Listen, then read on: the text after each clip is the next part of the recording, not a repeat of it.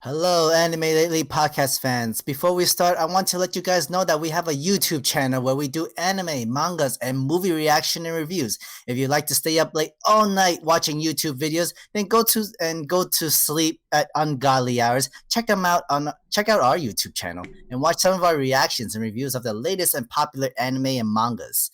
If you're an early bird person with a 9 to 5 job, hey, give your boy, Ray Apollo, a watch or lurk to his Twitch channel at rayapollo.tv. He is hilarious and entertaining, and you would never regret watching him. If you need more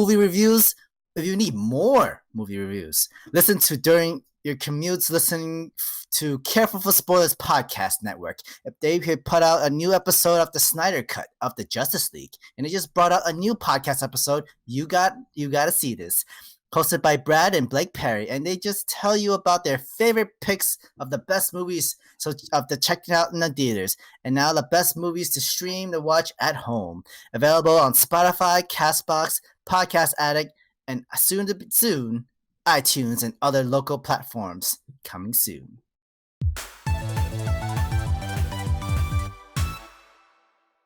Welcome, Anime Lately podcast listeners and YouTube podcast watchers, to another episode of the Anime Lately podcast. I'm your host, Sam the Mega Man, and here with me are my Brotakus. Introducing first, the Game Master. We call him Jon Snow not because he knows nothing, but because he was resurrected from the dead. He is the director of anime, Mr. King of Games himself, and newly appointed Magic the Gathering King, Ray Apollo.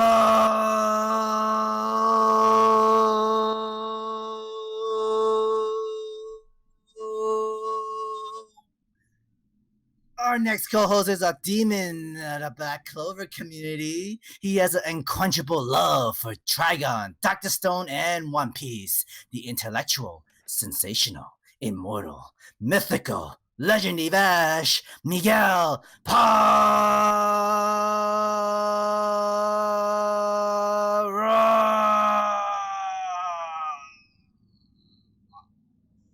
And finally, our last co-host. He is the CEO of the Careful for Spoilers podcast network, the founder of the No Anime, No Life Facebook group. He has a great love and knowledge of movies. The great and talented JB, James Barnes.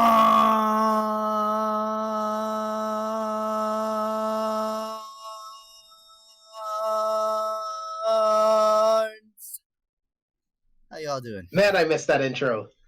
Good to be back. Yeah, we miss it's you. real good to be here. We miss you, and I love it when all four of us is here. It's just a great family here. We also love to do this, and it's a great pleasure to do with these lovely folks here. It's too much fun talking about anime, manga, and the weekly news of anime. It's always so entertaining. Oh, for sure. This is really fun. I love doing this every single week because this is the best part of my day. By the way, Sam, you know what? You ask how I'm feeling. You know what? I'm mad. I'm never mad. But tonight I'm mad. You know why? Why are you mad? I looked up how much it costs for an actual dual disc. You know those motherfuckers go for over $300? No! Yeah. They're actually cost way more than those those artificial swords from like anime sword displays. I'm upset as spaghetti. I'm not happy about this. What? I wanted one, and now I can't have one. What I'm more shocked is that you didn't have one already. Listen, I ain't been like that big of a nerd all my life, okay? I could actually see you having the Thanos kind of do this kind of version. Listen, I didn't get money until I was an adult, all right? That's understandable. Like me, what's funny? So small backstory. I had one, but then I got bullied when I was a kid, and I got robbed by it. So I got robbed by my dude. This so sad about it. And it was very disappointing. I cried. Tried to tell my mom about it. Hey, can you get my dude this back? I got robbed by the kids across the street. They didn't give it back to her, so I lost my dude. Give us names. Give us some names. Let me know. I will send them to the Shadow Realm immediately. I wish, but definitely that dude. This was the old school one. Although Yugi, but it was the designs of the pharaoh well, the whole Pharaoh on it. It was really cool. Nice. Realistic Yu-Gi-Oh! Duel Disc costs almost $200. That was a real headline. I'm mad. Does it let you at least bring out the projections of the monsters? And I don't think that's worth $200. Not at all. That's what I'm waiting for one day when technology is so good and we could like be in an actual dual disc at a con, at some type of convention where we could only like summon Dark Magician and you actually see the Dark Magician, or the most cutest one, summon Karibo. I'm like, oh my god, so cute, so fluffy. That would be sick. Having those from Duelist Kingdoms, those giant tournament machines versus is already more impressive than a dual disc in my book. Oh hell, you need room for that stuff, and that's some very a lot of money into this technology with VR and everything like that. For sure. Dual disc, if you can literally invest into that and it gives you the whole VR experience and the monster creation literally have their own sounds, then that's worth $200-$300. That'll be the next VR type of thing to actually happen. But definitely talking about recently a convention that we actually just attended to was Anime NYC. Me and Sam, we attended Anime NYC this past weekend. Sadly, Ray and James couldn't join us. We're not that big yet to fly our other team members out. But hopefully we will one day. We're sponsored by the convention or sponsored by other companies to bring the whole team out here. But Anime NYC was hella fun. It was a pleasure. This is our second year attending as press and our third year attending the convention. It's been 3 years already, and this is the best time they actually ever had a convention. I think they had 65,000 people. No, 42,000. Yeah, thank you. I was like, that's still a lot of people. Oh wow, yeah. Yeah. Last year they had 35,000. So they did add 8,000 more. So I was very happy for them. They did great numbers. So they did great numbers, and I had a lot of great time. We met Heavily Controller, Pro Cypher. We met two more or a couple others. Hermzar. Long Island Griffey. Yeah. Griffey. Yeah. Daddy, cool. no. I'm not your dad. Yeah, he's a cool person. Party? Yo, shout out to Griffey. I watch this dude's videos every day. He's hilarious. Like cracks me up. He's just so funny. One thing I He gotta is say. the future. He is gonna be our top 10 YouTubers in the world. I swear. We need to have Long Beach Griffey as a guest because talking to him about anime at a party was even more funnier. Me and him were at a party and some people were talking to him and everything, and then asking anime questions was hella funny. But also partying with Heavy Controller and Long Beach Griffey and the other people, it's an eventful. Sadly, Sam wasn't there, because of training and everything, but it was a long night. I don't know how I got home at 4 a.m, but partying with these dudes, it's like a whole different event. And it was hilarious. It was eventful. I bought them drinks too, which the bill came out more expensive than I thought it would be. Then I You should have known. That was your them anime boys party different. No, they do. They party different. They party. Yo, you should check out his tweet. He said that he was about to have an orgy. I was like, okay, can I pop in there? Boy. I was like, hey. What y'all doing over there? I was like, hey, can I join? Can I join the orgy? Let's go. Out of my 25 years of living in New York, I did not know there was an orgy kind of place. It's New York. What's wrong Sam, with you? it's New York. I've gone to red rooms. Trust me. New York City. You went to a hentai panel. I don't want to. I've gone to a red room. Those things exist here in New York, Sam. Things here out here in New York, they do different things out here. They go 50 shades. They go all colors. Oh no! But definitely, party. Actually, met them after the party. Yeah, he did. Right after the party. And Sam, tell them what did they tell you? They had no memories of what happened that night, and literally, the meetup that Miguel had with them, I literally was so turned up last night. I had no memory of who I met and what was going on and stuff like that. Yeah, I had to be there, meet them in person, like remind them, like, hey, yeah, they're cool to party. They're a really good guy. He's my partner. We work on this YouTube channel, and we do a great job. I think you guys are doing a fantastic job as the way you are. Gave them our business cards. Really glad Heavenly Controller just took pictures of my business cards and like he kept it information. That was dope. And then talked to Griffey. He was amazing.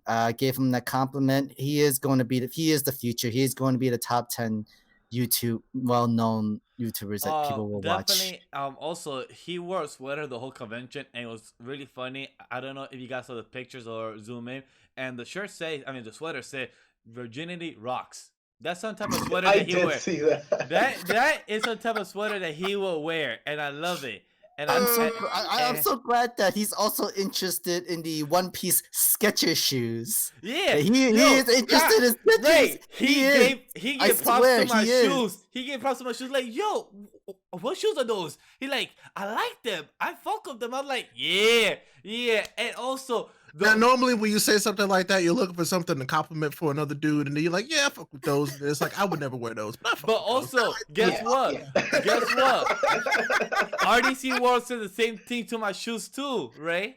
RDC World gave props once again, it's like, what can I say nice about this dude? Oh, those are. No, but he actually gave me a story about that. He gave me a story about that. He actually told me that his ex, who wears Skechers and these comfortable shoes, and she really tells him like, yo, you gotta have these shoes. These are very comfortable, especially when you have to walk so much every single day that you have to do so many stuff. You need to buy these shoes. And tell about the Skechers. Say the same thing I about never Crocs. thought about Skechers with when I think about comfortable shoes. No, it's very comfortable actually. No, thank you. When you literally come with go to a convention with regular shoes and you've been walking everywhere almost all day, you have blisters everywhere. And with Skechers, I'll put on my Ultra Boost, comfortable, good-looking shoes. I was wearing Ultra Boost. I was wearing Skechers and Crocs, and my feet did not hurt. I lasted the whole day, except Sunday. I wore Ultra Boost the first day, and that's how I got the blisters in the first place. You wearing the Ultra Boost. I got you. The bootleg version.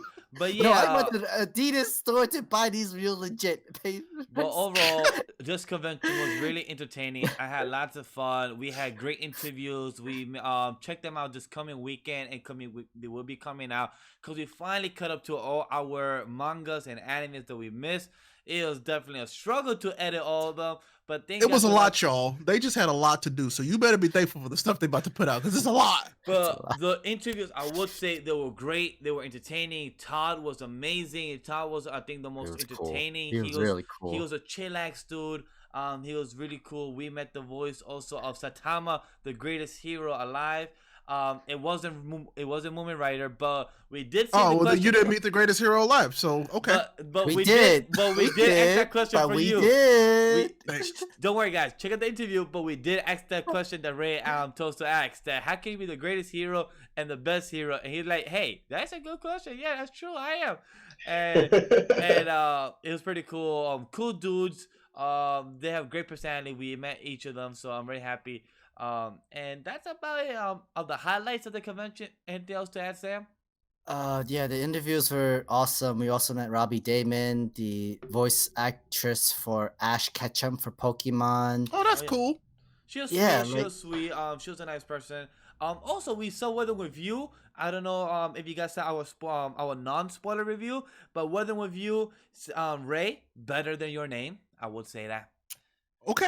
I trust you. It was just enough. It was beautiful. That's high praise, man. That is very high praise. And this is my second film of the Shinkai films I've seen, and it's just I don't want to speak too much about it because I know that I have this reputation. Please don't. That Ray likes to scream at me.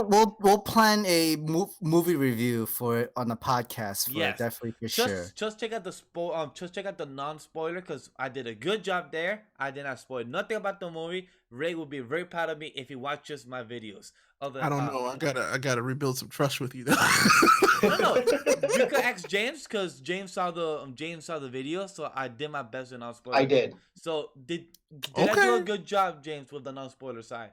You guys did a really good job selling the film without any spoilers. I'm proud Okay. because I'm usually very bad at non-spoilers. So I'm very proud to hear He that. is. I'm He's very bad. I'm very bad. I But There's had to certain hold things him that back. me and Miguel can't talk about because I had to bust him upside his head. Yeah. That's I very had to true. hold him back. I had to hold him back a little bit. Wait. No spoilers. No spoilers there. Come on. But Come definitely, on. guys. In January the 17th, around there, we will have a spoiler review with all of us there. Covering the movie because the movie will be out in theaters everywhere nationwide. So definitely, hopefully, the movie's out where they live in their location as well. Because we will be watching the film once again. But that's about the highlights of Anime NYC on my side. Sam, are you good? Yeah, because like all the interviews that we've done, Michael Michael Tatum, Justin Brenner, voice of Deku, for those who don't know, Kristen McGuire. Yep. We've done a good amount of interviews that I really that you guys will definitely enjoy watching. Yep. It's a little bit long from our usual videos, but for sure it's worth it. Yeah, they're very Promise. Make sure you guys have those post notifications turned on so that you can get notified when those videos come out. They worked really hard on these, so please show your support. Thank you for that, James. But other than that, take it your way, Sam. Alright guys, let's do our weekly anime watchings and manga reviews. Brotakus, we have been watching a lot of fall anime seasons and we always love our usuals. Let's start with our number one, Dr. Stone episode 20. I know I usually go first, and I gotta say, Senku, my man, is a genius, and he's building a harem. As much as it is, I'm glad that they told the audience that these people are not his blood relatives, and these girls are all was eavesdropping. Like, wait, you're ladies, man, and the way he got the girl Homura to eat a cotton candy as well, and the way they did the animation shots of the way each of these person did a food war scene eating cotton candy was hilarious. They did. I was just waiting for them to take off their clothes, like to do a little 4-4 breaking. Would have been hilarious. Like the most funniest person reaction, Magma. I did not see that coming from him. I was like, wait, what? You even try cotton candy and give a face reaction too? That was amazing. I love it. The old chief got me. The old chief, yes, that was hilarious. He was good. I didn't expect him to do it, but Magma got me. But the chief got you guys? Yes, absolutely. Chief got me. Old chief. It was hilarious. I mean, I think my focus was too much on the girls tasting the cotton candy. Yes. Of course, Sam, because you went to a hentai panel, so it makes sense, of course. Oh, so did you. But say, don't try and separate this. You both did. I have said this time and time and again. Dr. Stone keeps finding interesting ways of taking science, taking learning experiences, making it fun while making it a part of this war. So the big thing that's going to win this next battle for them, it's the battle of communications. Mm-hmm. It's so cool. It's not just fists, spears, swords, guns. It is communication. After the winter is over, who will have the best communication to be able to make the first move against the other? It's so good watching them make the cotton candy, watching them creating the gear for the first time all over again, and that ending shot was incredible. Like that ending shot, watching Senku with the two wires making electricity, using the water to make electricity. It's just, this anime is absolutely brilliant. And it's creeping up as one of my favorites of this year. I'm glad it's to just hear that. amazing. My first thing that you just brought up, James, the first thing that came up to me once he did the whole two things, the first thing I thought, Chidori, the whole lightning, doing that, it was just there, like, Chidori, power, let's go. I was like, they even used sound effects for that, the hummingbirds and everything like that. Oh yeah, it was birds chirping. It was beautiful, and something that we didn't bring up that I was gonna save it for this topic, that we met the creators of Bochi and Ichiroraki, I think that's how you pronounce the name, of Dr. Stone.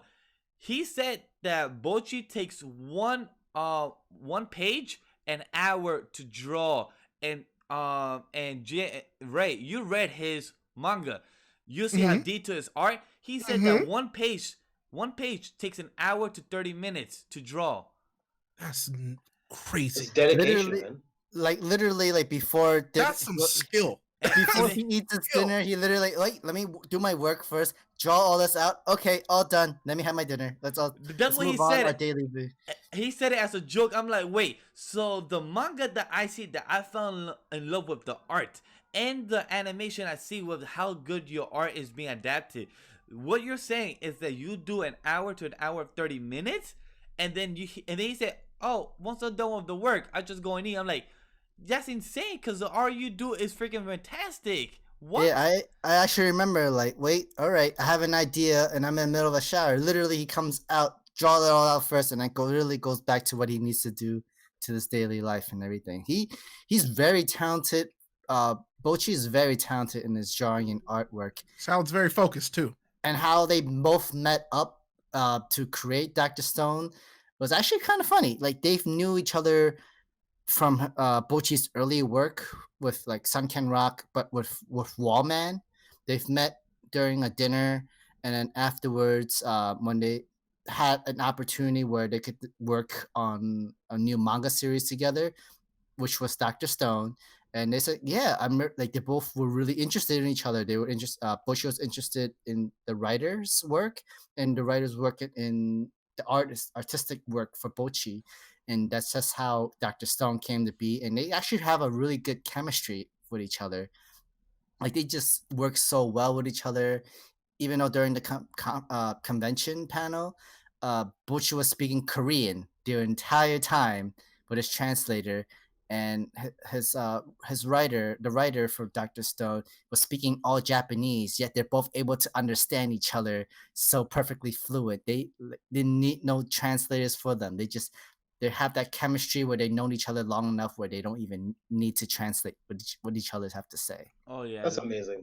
that was really nice. So like finding that type of information from the creators themselves, but then seeing the adaptation of Dr. Stone, of how it does so well and so entertaining, of how Senku does what he do, and also giving props to Chrome doing a watermill with no knowledge about it. And I gotta give props to Chrome, because for him doing a whole watermill, a freaking generator, and then after that, my man Senku re-ramped that into something much better. Then I gotta give props to Chrome, because he deserves a high praise for that.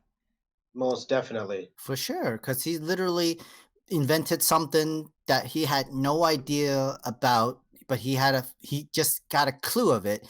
And once with that small clue, he talks to, I forgot the blacksmith's name, the old man, and then I love him. ignited an idea, and they both worked together, spent 3 days, 3 nights, and they came up with the water wheel power.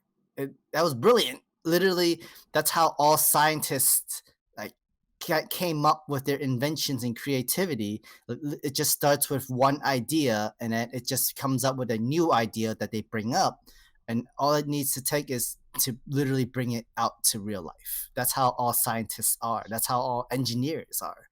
They just So I have a question. I can't remember her name, but Shishio's spy, the girl.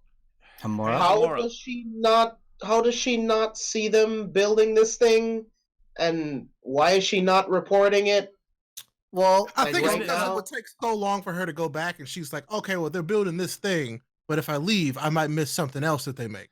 I That's don't know. true. It seems weird. And plus, Yeah. he said he told her that, let me know if it's something dangerous. Not like, for her eyes, maybe a watermill is not that that dangerous. So Or- that's why she's not really reporting it. And plus, he said it himself in the beginning of the episode. With communication, it takes some time to tell. That's why Senku said communication is powerful. So they really explicitly said it to us, the audience, that communication is key right now. Because if we get it hurt right now, a day of communication is delayed, it could really affect people. Yeah, and literally with Chishio talking to his ninja right hand man, It's he Hyuga. tells Hugo. Sorry, thank you. He would have to have Hyuga go back and forth with Homura to relay the information, spend a couple days after back and forth, and that would literally slow them down because they themselves need to prepare for winter as well. Yeah. And they know that once winter is over, Shushio and his village, his kingdom of strength, might, needs to prepare for Senku's attack. Because once winter ends, that's the right time for Senku to attack them. The preemptive strike. I thought this was really funny. So I'm watching this, and I've been seeing the trailers for this new movie called 1917, which follows these two soldiers who have to deliver a message, and if they don't deliver it in time, tens of thousands of soldiers are going to die. There's no other form of communication. So they have to run and walk through battle zones. Multiple. To deliver this message. Yeah. I was like, this is what's happening in Dr. Stone right now. Like, it's sick. That's what happened back then, too. Literally before carrier pigeons, they couldn't trust them. Literally, there's no phones, no communication devices, not even like these Morse code telegraph devices. They literally have to travel the long distance just to communicate with each other and relay the message in times of war.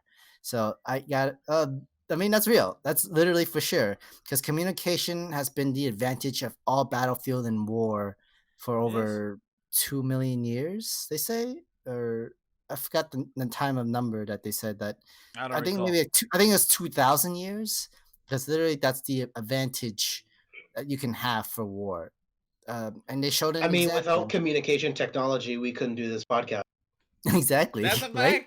fact. Back then, like Ray said it as a guest on a podcast that I heard him on before, that there's so many podcasts now growing, but who knows if we have so many listeners now, because everybody's trying to do a podcast. But there are more podcasts than there are people to listen. That's definitely true. But that's thankful to communication and also internet. Because without internet, we wouldn't be able to do this. For sure. And also the gold wires that's been made from the cotton candy machines. That was dope. I thought that was a fun way of introducing them to that form of technology, which is cool. I mean, they could have used other metals instead of gold, because gold is very precious, but it's the most high conductivity where it can give you the best, like, it's malleable and very conductive. So that's why it's like that's actually probably the best thing they could have used. It was easily, I wouldn't say easily available to them, but more readily available to them. Yeah, especially with we don't know like what distances they're trying to communicate, so you need the best components. Well, he did say I don't think he was joking when he said they were like, how far does it need to go? He goes from here up to the mountain, and I'm going, yeah. I'm like, that's far.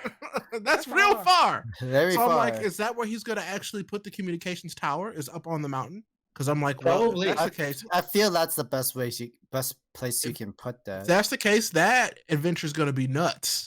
It's them traveling up to the top of that mountain. It's gonna be crazy. So my question is when, because you're not gonna do that during the winter. So nope, you won't. So I mean, they're gonna have to get through. I don't know. It's just like how are they gonna make it work there? Because they're gonna have to do something because they know that they're gonna attack after winter. Like he has to know. I feel like they're gonna have to go for like the tallest tree around the mountains, just so that they can get the best service, the best connection in a way. Or at least where maybe they can meet Taiju in the middle of wherever the tree to meet up, so that you can be able to transcend the message. We know that we found out that Taiju and them, they're stuck. They can't leave the Might Nation is what I'm gonna call it now. They can't leave them. Oh yeah, for sure. Because now they're under watch and lock and key essentially. Basically, yeah. But for sure, whatever they do with it, I'm still curious. How are you making a circuit board? Like, what are you using to make? He'll figure it out. If anything, it'd probably be resin. I don't know. That's my guess. You literally have to wait till the end of winter. So I'm giving them. So that's like up 3, maybe 4 months in total to have it all ready and set. Because think about it, he's got to create a soldering iron, soldering material. Like that's a lot. We'll see how it goes. But Senku could do it 10 billion%. I love to watch him do it and figure it out. And now that they've given Crom this, like, we already knew that he was inventive, we talked about it just a minute ago. But now they've given him the permission to be creative and do things on his own as an inventor, makes it even more interesting, I think. Oh yeah, I like it. Same here. For sure. All right. This was a lit episode. But speaking of lit, let's talk about Fire Force episode 17. Okay, so I have one quick comment. You guys finally got to see what show is about, and this is nothing compared. I'm about to say, did we though? Fucking badass. I felt like they was like, we will show you literally the bottom of the barrel of what he could do. And I'm like, oh my god. Literally, you saw. I just want to see how fast he is. I just want to say what I'm happy about. Like I told Sam back when we first did the reaction to the intro, like 4 episodes ago. I told Sam like, yo, he's gonna kick his ass. Sam said, nah, you know, he has a chance. Maybe Shinra has a chance. Like, no, he's gonna kick his ass. No, I feel like there's a little bit of chance because in the first place, Shinra has no idea of how much he can use with his $1 burst because he just recently learned like what his ability is. As he currently is, Shinra's gonna have to level up before he can even push. He has to level up 5 times. Sho did not even show us a fraction of his power. The way Sho. I mean, and Joker, he was flexing though. He was absolutely flexing. He was flexing. Yo, the way Joker and Shinra fought, I felt like I was watching like a Dragon Ball Z fight. Like they were Joker and. You mean Joker and Sho? Yeah, Sho. Yeah, thank you. Sho and Joker were literally going in the speed of light fighting, and like it was like, what the hell is going on? Like, I want more of this. I don't care about the car scene. Ready. I want more of this. And like, so Joker showing up, I did not anticipate. So that caught me off guard. So what makes me happy about this? So at first, not this past week, the one we're talking about, the week before. So we thought the scientists, not James, all 3 of us that are not manga readers, we thought the scientist was the bad guy. But it seems like there's 4 factions right now. Company 8 trying to fix the whole Fire Force. We have Joker and the scientists as their own faction. We have the Evangelius and now the Fire Force. Evangelist, yeah. Yeah. So what the hell is Joker and the scientists up to? What I see them as is as an anti-villain. That's what I see them as. We don't know what type of faction, are they good or bad. Ray, tell me about your theories. What's your theories? Because I know you have some theories. They are, so Joker and his organization, they're kind of like this chaotic balance keeper, which I kind of like. I think that they are definitely trying to make sure that neither the good guys or the bad guys get too much of one thing, because I think they know that the good guys keeping all of this isn't helping anybody, and they know that the bad guys getting what they need isn't going to help anybody either. So let's be fair. The Fire Force, they're not all exactly the good guys. No, they're not, and they're not. Well, and that's the thing. They're not doing anything. The whole reason why we're in this is because they basically said that this whatever's happening should have been cured a long time ago, but it hasn't been because people have just been sitting on their hands making money off of it. You know. And then these people who are the evangelists came in and just started taking complete advantage of it. So I don't know. I kind of like this new angle. I like the third wheel, the third faction. I don't think there's a 4th faction. I like this 3rd faction that's come into play. I like this a lot. Same here. And Joker is a very interesting character. And I'm like, I want to see more of this dude. And plus his line, he said that you can't have the hero yet. So I'm like, is he supposed to have Shinra, or is he holding Shinra for himself? So I'm like, I'm curious about that. Like, what is it that, like, I almost kind of see Joker as the narrator in a weird way, like the author. Like it's a weird way of him like progressing and or like teasing the watchers and readers as the story goes along, but he's also important to the story. I don't know. It seems like that kind of character. Oh, like, yeah. You know, the author sees himself in this character. Like he could break the 4th wall and everything. A tiny bit, yeah. Maybe. I don't know. I don't know if that has, but it would be really cool for that character to do that. What's also interesting to me was literally, what gave a little bit more information, like literally in the intro for this episode. It wasn't too much of the episode, but it was just more the explanation of how much more the Amaterasu power plant can do and where it was created. And now apparently the 3rd Fire Force organization has the key, which was kind of obvious a little bit where the key was actually hidden inside the projector, all about the nature and stuff like that. Yeah, we knew it. It's just that for some reason they didn't want to confirm it the last episode. It was like, oh yeah, obviously see that thing, right? And then yeah, it was confirmed. And then we have literally Princess Hibana, saving Shinra. Literally, like, maybe I should keep you binded because, hey, I could keep you off to myself if you're trapped in the stretcher. But you need to help them, so let me just release you. And then he just went straight up. All right, thank you. I gotta go. And I was like, yeah, maybe I should have just kept them in the straps. We could have kept them. So how do you guys feel about Lisa? Lisa, I felt like when she actually put her, Vulcan put the hand out, right? Lisa put her hand out. She could have not even done it in the first place, but she took her hand back. So my theory is that Lisa has something, the group Evangelius has something over Lisa. That's why she cannot go Vulcan. She's a dancer in distress that's going to be saved by Vulcan. That's what I see coming.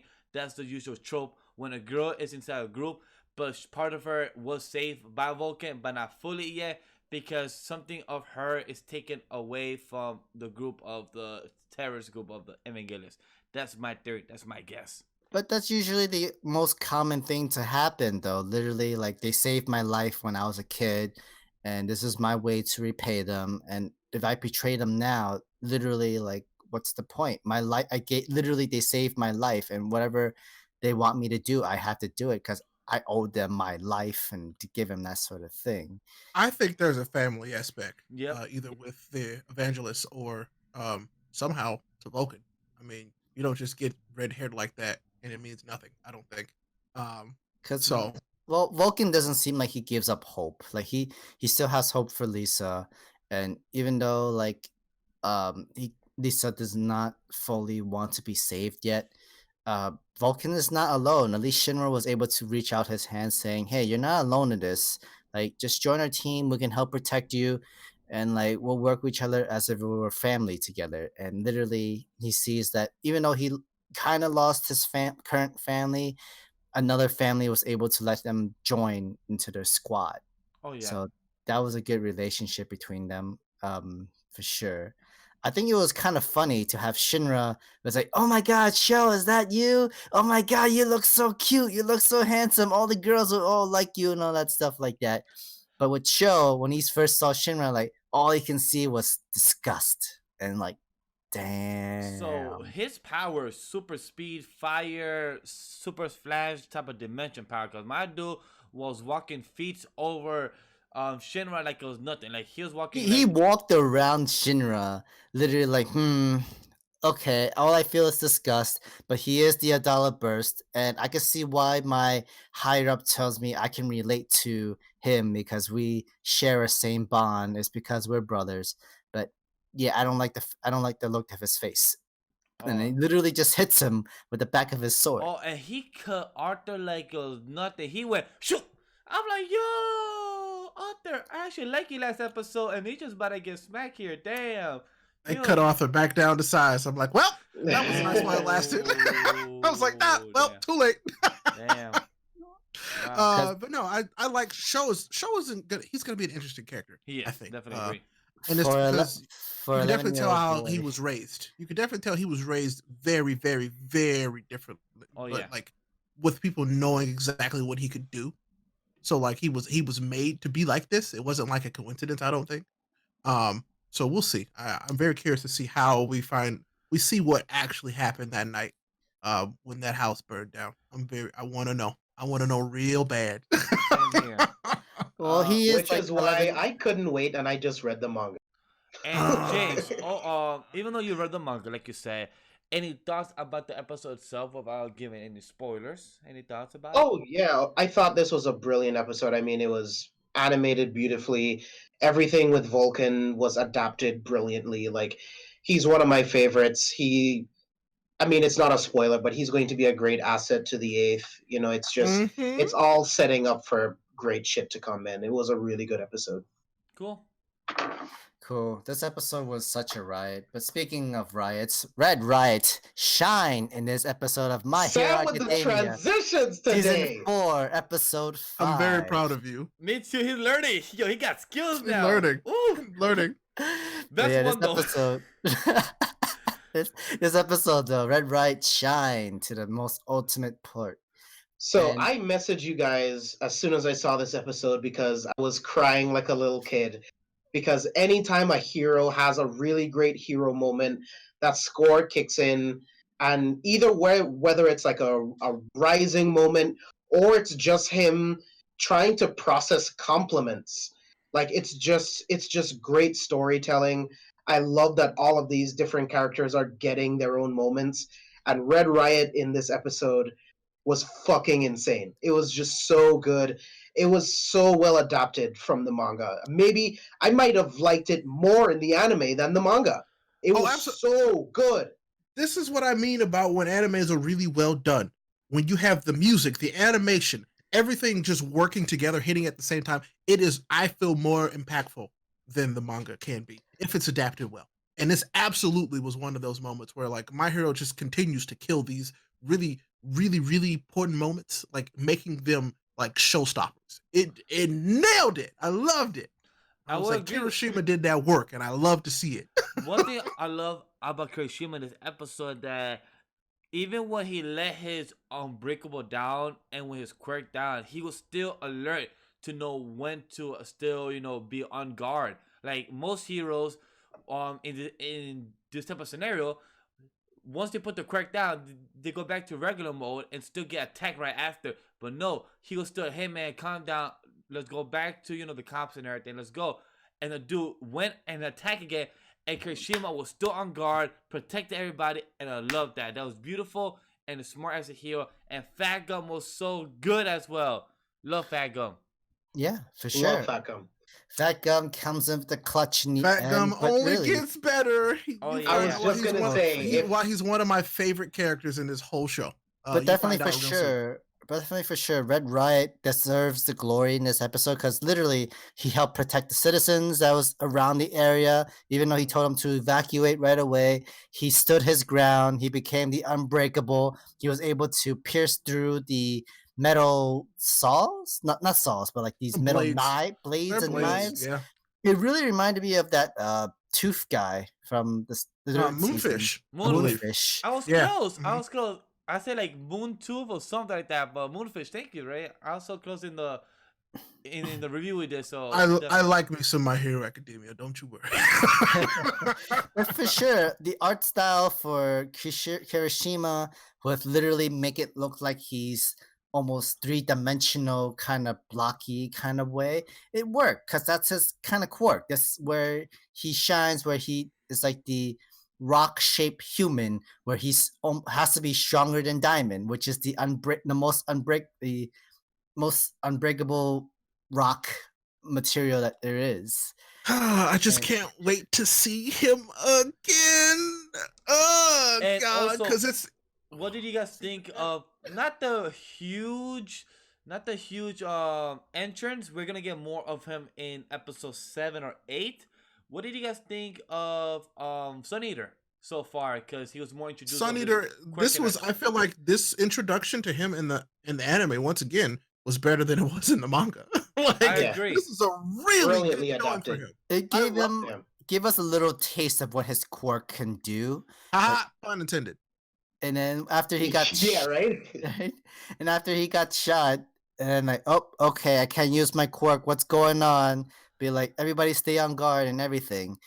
I do agree. I like that Sam, but the better aspect of seeing Sun Eater was his personality. I love the way they did it in the anime more. Cause seeing his personality, if I'm going like, I feel so weak. I'm gonna be alone. Miro has a better heart than me.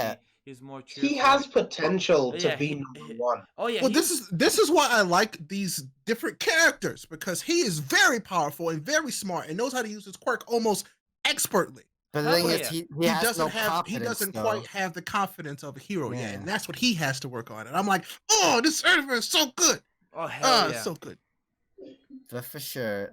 We're gonna see a lot more for Fat Gum, Sun Eater, and Red Riot in the next coming episodes because there's going to be a team up with all the agencies coming together to fight against Overhaul and his Yakuza gang. And the most comedy aspect is Bakugo over here. Everybody talking about the internship, and Bakugo's like, "Stop talking about it. Stop talking about it. I'm not part of no internship. Stop talking about it." So well, he's not involved. He's not involved in the plan, but yeah, he's the most pissed person that's most pissed. Yeah, I felt bad for him because I really wanted him to be part of an internship in the anime. So it was really nice. Bakugo barely has any scenes, but when he shows up in that flashback moment, that was beautiful. Mm-hmm. The way that he's telling him, didn't you say that you were going to be, I can't remember exactly what he's. The horse that never waver. The horse that never tires or something like that. Yeah. Yeah. Mm-hmm. I'm like, beautiful. He's such a good friend, and he is one of my favorite characters in my. I made this comment, and I was like, I made the comment that like I really like to see leader Bakugo instead of bossy Bakugo. There's a difference. There's leader Bakugo and there's bossy Bakugo. He used to be bossy Bakugo, but now he's leader Bakugo, and I really, really like it. And you can tell. You can tell Koshi really likes this character. He really likes Bakugo. We taking it right now. Currently have leader Bakugo right now in the manga, and that's what I'm loving right now so much. Mm-hmm. Absolutely, and he this character, I love when this happens in stories because you can tell that the author wanted this character to be the main character, but because of the way that they can't actually be the main character. Yeah.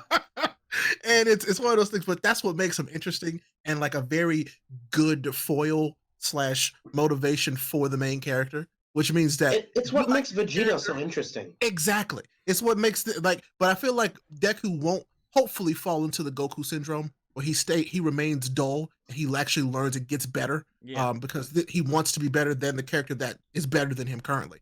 And so hopefully that means that we're in store for an incredible character out of Deku in the future. So I'm looking forward to that.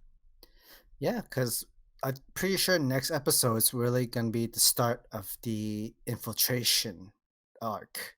Literally, where all the I think the next episode is going to be all planning. It's all information. This is all information. The next few episodes, and then we have to get. So it's the hero, all the hero information, and then we get the villain information. I think right after that, and then the infiltration stuff happens. Well, and then I'll take that back. And then there's probably the prep episode, and then there's the infiltration episode. Yeah, I feel like they might slow down a little bit because right now with the next episode with Deku, he's literally not paying attention or everything is lost because he keeps thinking about Eri and how he let her go.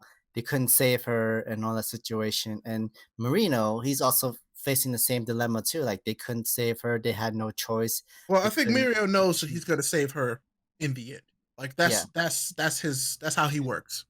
Yeah, for sure. And that's typical when you need to save someone, but you couldn't save someone, but that regret lingers in your back of your head saying like, I always regret not being able to save her. I can't focus on anything else because I let this happen.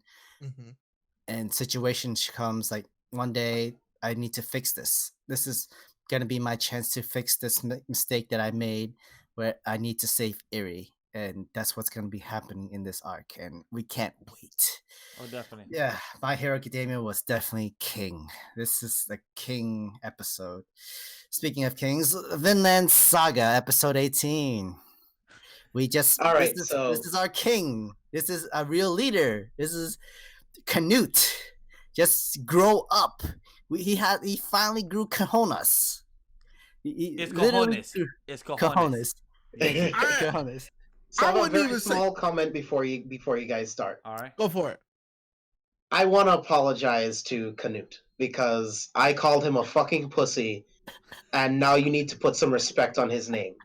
I'm not gonna say anything. Well, you could just say he was one before. He was a pussy before. Well, but he finally grew. James, it's not you. It's technically all of us here because we didn't really like him in the beginning. So it's technically all of us because I didn't like him. I think I call him a weakling ass or something like that as well. But from this moment forward, put some respect on his name. That's Hell all yeah. I'll say. And I don't think I told you guys, but I am now current on Vinland Saga. Yeah, I think Oh you my did tell us. God. You did tell us. You did tell us. I am actually. current on the manga, and it's going to twists and turns that you guys you won't even imagine the things that happen. Quick thoughts before we get to anime. How do you feel about it overall? Are you satisfied? Are you enjoying it? Overall, quick thoughts, if I may ask. No spoilers.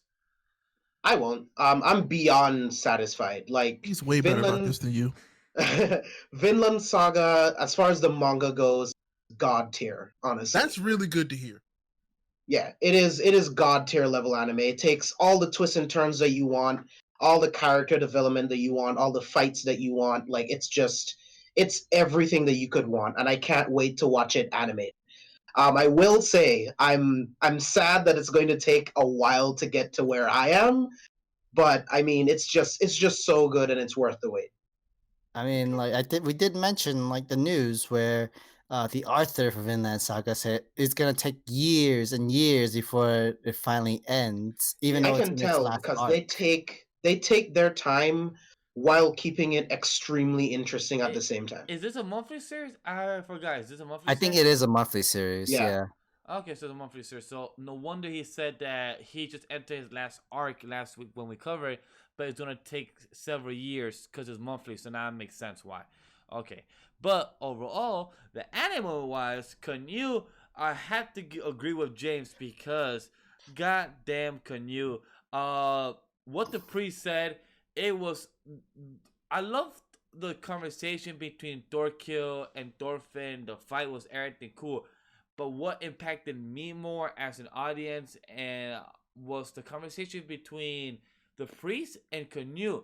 It was written so beautifully. It did not feel forceful. You felt the religious aspect. You felt the fate and destiny aspect without talking about religion. You felt both intertwined within each other if you believe without religion or destiny and fate. And it felt so thoroughly well written, and I love that because it wasn't hammering you about anything.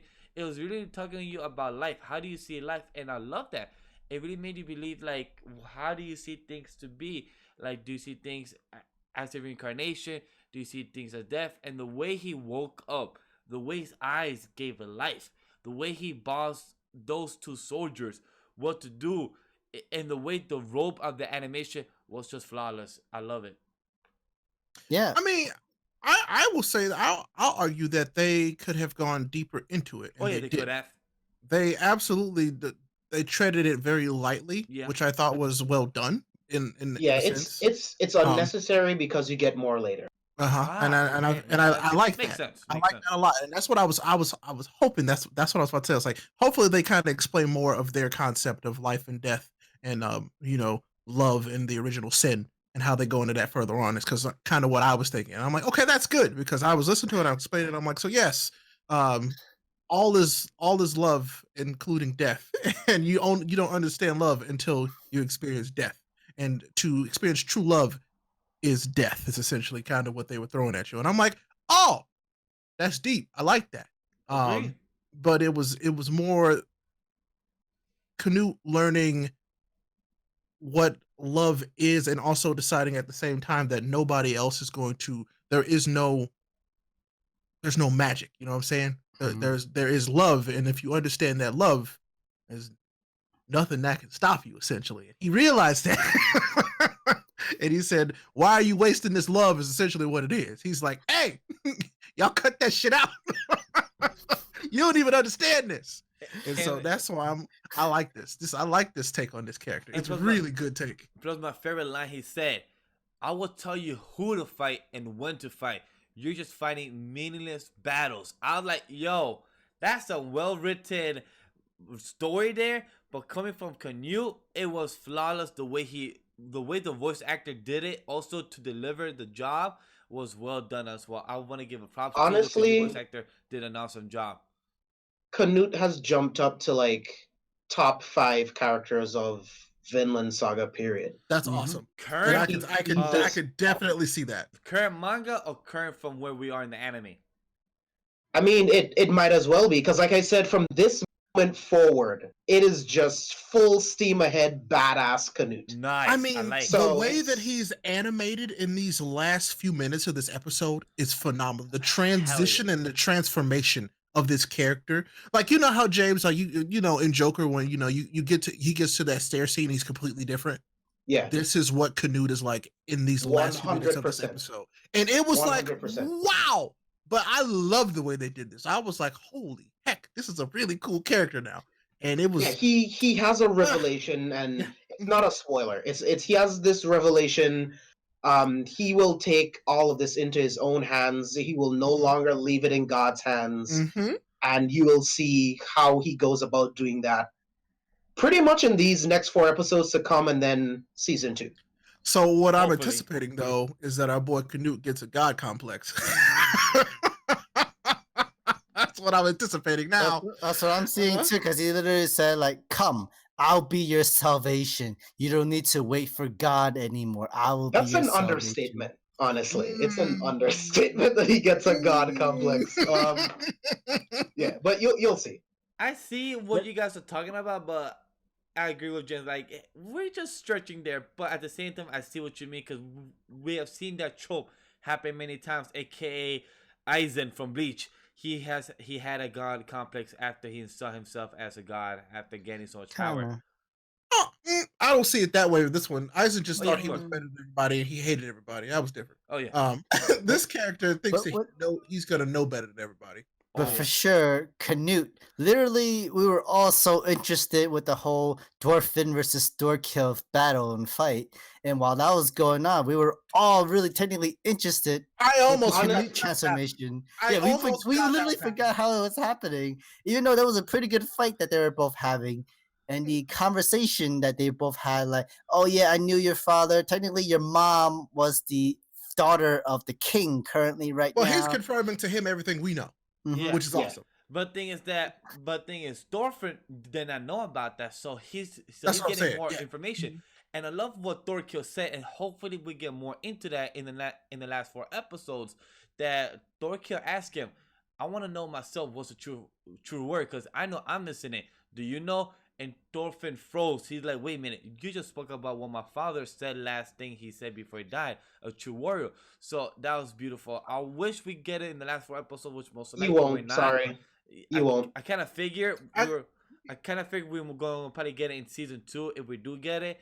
I hate it. I hate that I was right about this. I hate that I was honestly, you might not get the answer to that question until like the beginning of season 3, if I'm being honest. Oh my god! I told you it's slow, but it's really, really, really good and really rich storytelling. But that doesn't come back around for a minute. Like, I kind of figured that everything right after that moment when he got kicked, everything changes and the whole scheme of the battle is different. Like I kind of had a feeling though, because with Dorkill, he doesn't even know either.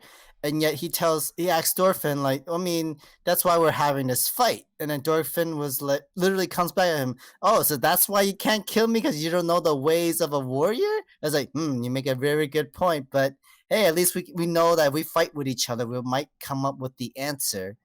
Which Thorfinn is doing a pretty good job at the moment fighting against Dorkill. Literally, he's playing with his speed. Pretty good job. He was doing a fantastic job. Yeah, he was doing a good job until that punch, until that kick. He hit his own, dude. Said, "Do not disrespect," and he just killed his own member. Mm-hmm. He killed with a whole axe, the back of the axe, and said, "Do not disrespect Thorfinn." Because he said it. Thorfinn is worth more than almost all his men combined. Yeah. Most definitely. He's a true warrior. Mm-hmm.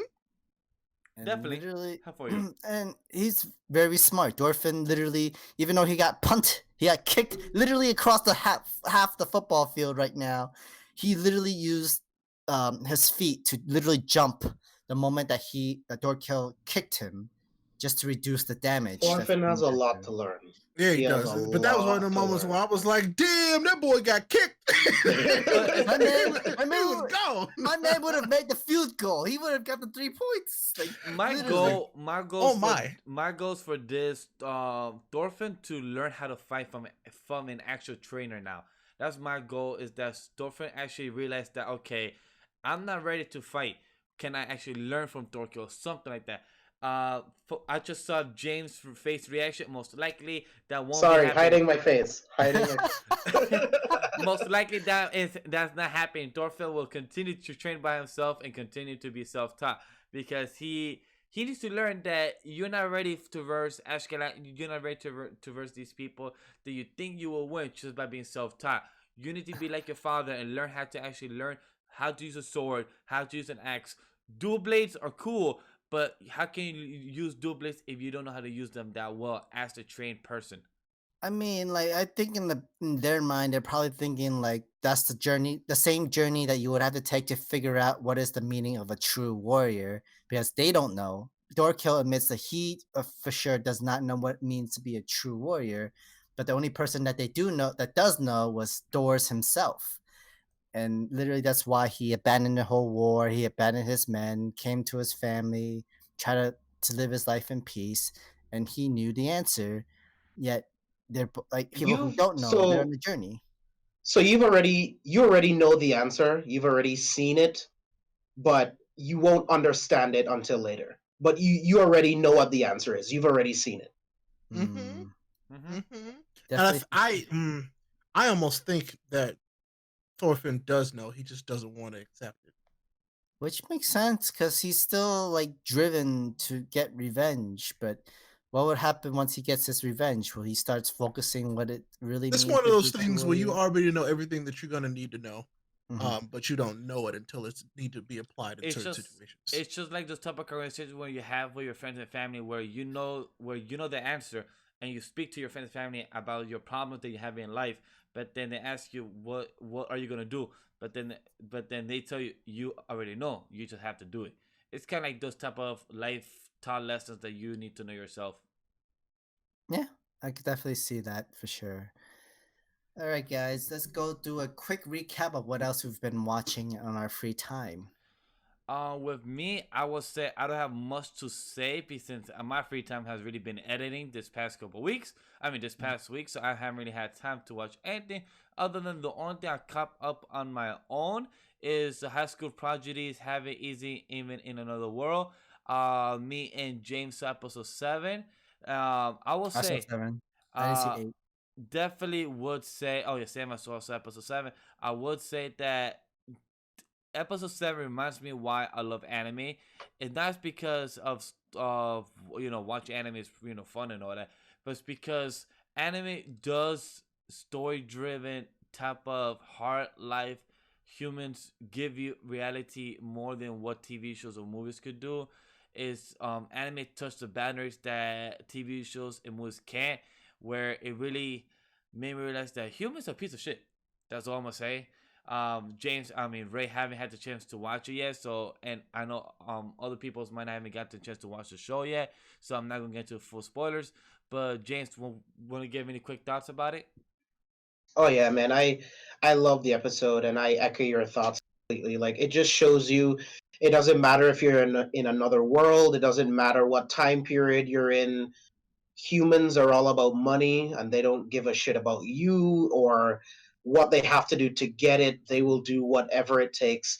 And I love seeing these 7 kids and them trying to build up this civilization and build something and help these people from being in a dictatorship, essentially. Like, I love how they're able to use their skills in this world, and it's not really all easy for them. And he's not the main antagonist, but the antagonist that we're meeting right now, he is going to be a problem. Oh yeah, he is going to be a serious problem, and it's going to take all 7 of them using all of their unique skills to come together to defeat this guy. And I can't wait. It's so much fun. It is just so much fun. Definitely agree, because right now they're fighting some man who's so loyal to the king or the emperor of this world, and he's so loyal and devoted. He was willing to spend all his people's tax money, like literally make them poor, dirt poor, just to make a golden statue of their Lord and Savior. 4 golden statues. Yeah, and he wants to do 4 more, and like those who don't, who obeys or respect or is loyal to the king, emperor, he will destroy them with the fiery flames, heavenly flames, onto those people. Yeah, he pretty much said the subject's job to their emperor, to their leader, is to die. That's pretty much what he says. And that's what made the episode dark for me. Like I'm like, wow, okay, this really shows that humans just really care about power. It really cares about their own self esteem. I'm like, he's crazy. He crazy. It really shows that. Another anime I'm watching that I really gotta say is Erosuki. Are you the only one who loves me? I really need to watch that. James and Ray and Sam, you guys will love this anime. It's so entertaining. Highly suggested. It's really entertaining. If I knew how much I was gonna love this anime out of this season, I would have reacted to it. That's how great it is. But me and Sam are doing way too much, and also I don't want to add another content to add. And also I'm already 8 episodes in. Just to do last 4, I'm like, nah, I'm gonna just enjoy myself talking about the podcast because it is really enjoyable, really entertaining.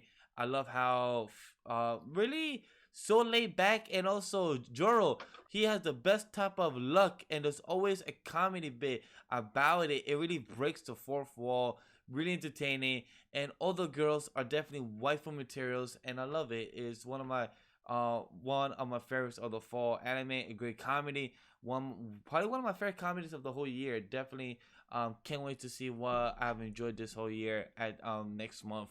But that's anime wise.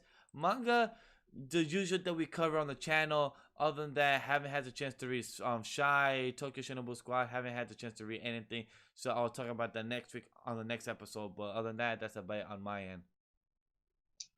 For me, we already talked about High School Prodigies, but I've also been watching No Guns Life. I'm hooked, man. Juzo is a really great MC. I love this story. I love to see where it's gonna go. I love the animation style, so I'm gonna continue watching that. I need to talk about Seven Deadly Sins season 3. Okay, so strap in, boys.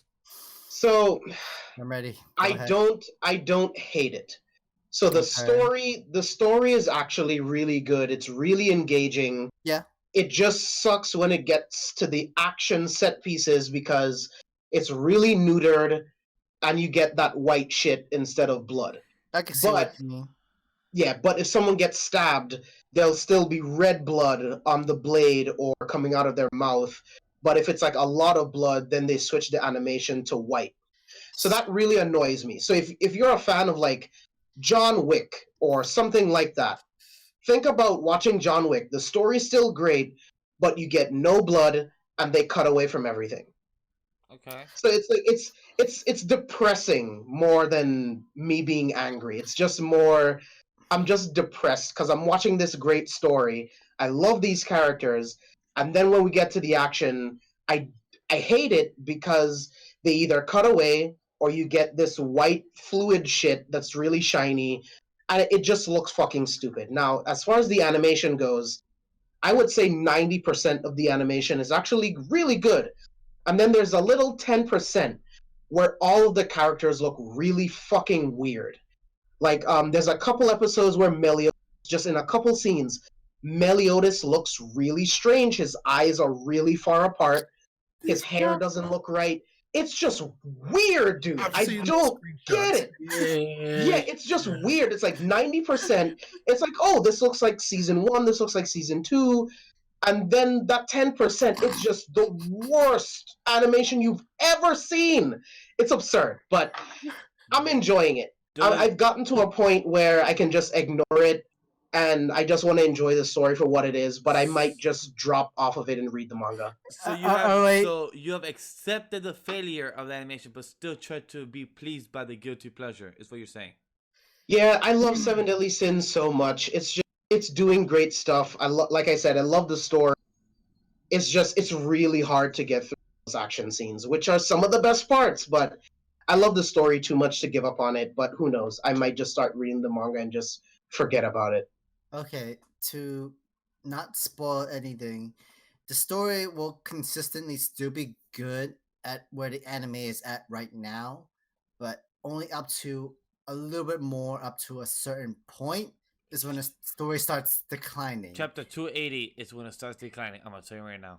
So I don't know where in the anime episode where that's going to be, but that's literally at that point you might literally just drop it completely if the animation doesn't stay consistently good, and you would find out you would start to lose interest on the story because it's not picking up where it used to be. You might just want to just drop it all in general and take switch to the manga unless you want to just right away switch to the manga right now. Go for it because there's no censorship there. You can literally see the whole blood, gore, and action, and still have the story within that that storyline. But after you get to like the story starts declining and it starts like not being so good, the artwork that on this manga it's still fantastic. Really, it looks great. Something that the anime will never compare would get to where it is at that moment. So if you're also willing to switch back where the story was just subpar, where it's not great, but the artwork for the manga is good, that's keeping you reading it, then yeah, you might just literally catch up through the manga instead of watching the anime from this point. Yeah, we'll see. As far as manga, I already mentioned that I'm current on Vinland Saga, and I was bored, so I just read Cheat Magician from the beginning, and now I'm just gonna continue reading it. I thought you would try watch it and dub, just compare the voicing. I might. I don't know. We'll see. If I'm correct, Beast just wrap up their last episode of Hank going Ultra Instinct. I think last week. In dub. No, they're still going. I need to check that out. They're not updated that. They didn't get that far yet. Oh no, I think it's that sorry. I saw a promo of them doing it, so I think it should be out in 2 weeks because they put out a promo. So sorry, they're 2 or 3 episodes away from it, so they put out a promo. I think they're up to the point after the episode after Shell had to kill her father part. Yeah, so maybe. So like I said, they're about 2-3 episodes behind. But I did see a promo of it this past weekend that they did show Hank's dub voice going Ultra Instinct, and it really sounded great. So when the episode comes out, guys, I do highly suggest for you guys to watch it. I will actually bring it up when it comes out. But this is the promo. Thank you for the correction, Sam. But yeah, so they did the promo of it, and it sounded great though. But yeah, cool. Anything else, James? No, that's all I've been reading. Okay, cool. What about you, Ray? So for me, like I said, outside of the normal stuff we've been watching, I started watching Blade of the Immortal. Mm-hmm. And it's so far it's okay. Like it's all right. I understand. I like it. It's not like how I felt like Dororo when I first started watching that. No. This is definitely or Vinland Saga for that matter. God, I remember watching Vinland for the first time now, and I'm like, it's only good. I'm so glad you guys recommended that to me. I'm so glad you guys finally took my advice and watched it. That makes me happy. I finally got a good one on the show, so thank God. Vinland or Blade? Vinland. Well, Vinland, I was already excited from the beginning. Well, yeah, good. Yeah, because it took me 2 weeks of you pleading for you guys to start watching this. You guys were like, "Oh, we're gonna watch this other stuff that's more important," and I'm like, "No, please watch this." And I'm pretty sure I did encourage you, James, Ray, because I remember. Nope, first it's gonna be 3 episodes, and then it takes a 3-week break, and then it continues afterwards. I remember you telling me that after I had already started watching it, and I was already really excited. So, yes, I'm taking this one. This one's mine. I do record that, and I give it to Ray. I do give it to Ray. All I know is that we did do a reaction video for it because I know the series is still going for a very long time, and it's getting that 24 episode kind of treatment, and that gave me the hope, and that gave me encouragement. All right, this might be something we're gonna be interesting to react and to review. But I don't know if Blade of the Immortal deserves that. So yeah, it's very weird. It's you can either really like it. I haven't seen a single person who has been talking about it. But there are very few people that are talking about this that have said anything good about it when I did find stuff. So I'm like, oh, okay. I mean, they're not gonna all be bangers. I understand. Which kind of hard because Amazon's has been doing a very good job this year. This is the first time that they've dropped the ball, at least to me so far. Yeah, I'm feeling the ball's getting. It's really about to drop. It's been dropped. But we'll see. Who knows? Maybe it's better and some further in. I don't know. What I've seen so far, I'm kind of like, oh, all right. Well, which episode would you actually? I think 3. Makes sense. That's where we were on as Yeah. well, 4 episodes in. I think like 4th episode. So I was like, yeah, okay, all right. So I think that's all I actually made time to watch, for as watching stuff, because I've been watching a whole bunch of other stuff recently. But reading wise, caught up in My Hero again. Oh man, it's about to get extra wild, in My Hero Academia, and I don't. Like I can't understand how this is getting better. James, did you ever catch up to My Hero? I'm only like 20 chapters behind right now. I'll be caught up by next. That's how I feel about Vinland Saga. I don't know how it continues to get better and better from what we read or saw previously. It doesn't make sense. Just know, guys, we might put the time next week in the episode to talk about My Hero manga. I think next week, hopefully, if James is catch up, we will try to talk about My Hero manga next week. I will make sure of it. Okay, cool. Because it's worth it. It's there's a whole bunch of new theories and speculation to work on at this point, and it's really it's juicy. I like Toya, it. Right? Toya. Ooh. Yeah, there's Toya, but then there's also our other. Never mind. I'm not gonna say anything. Anyway, going further, I also been reading Dragon Ball Super, which we're gonna talk about soon. Not tonight, but soon. Yes. Dragon Ball Super manga it's Dragon Ball again. It went from Dragon Ball Super to Dragon Ball again. It's Dragon Ball Z now, and I'm like, oh, okay, this makes sense. I don't know what I expected. Dude, I am really disappointed.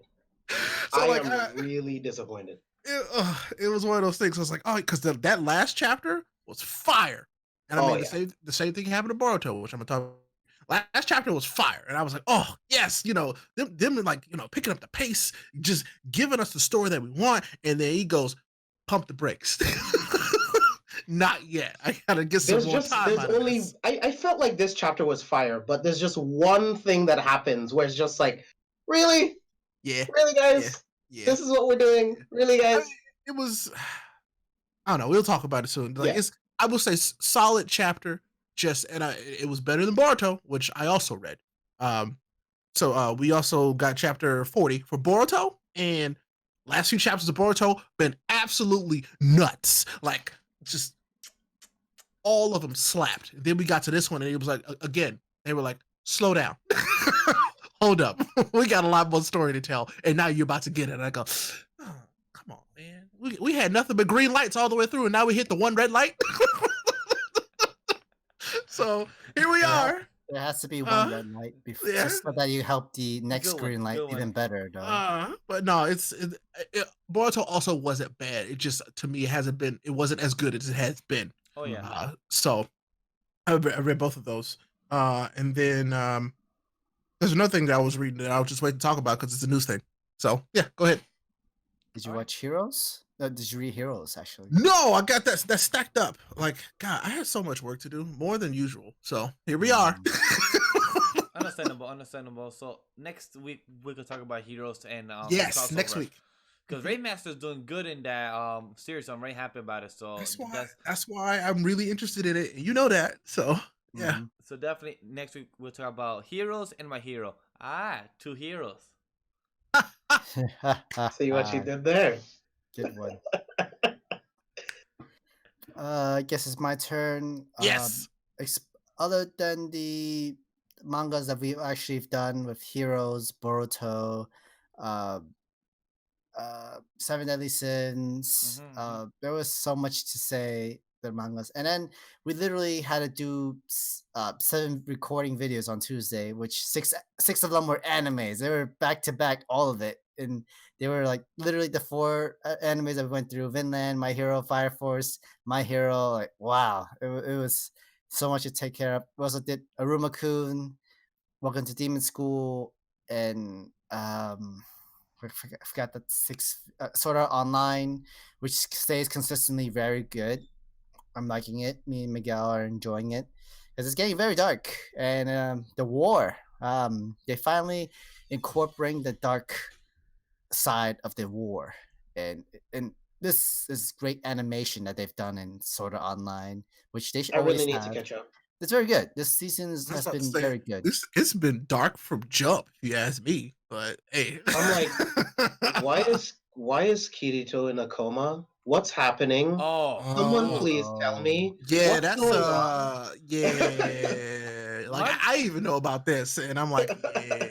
It's been, like, what happened to Kirito? I felt bad for my dude because my dude's been in a whole wheelchair.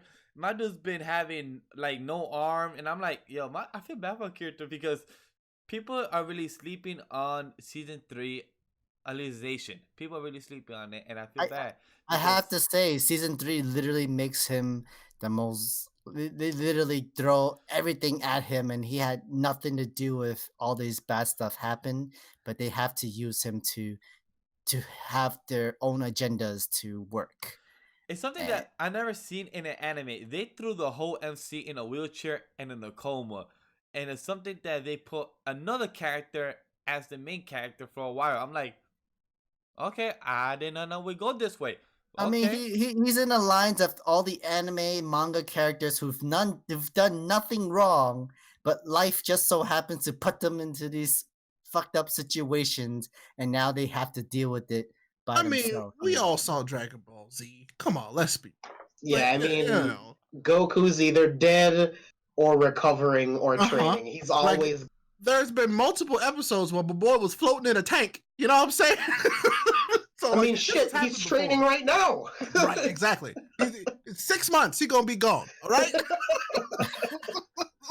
and then after that, be dead and wish back to life.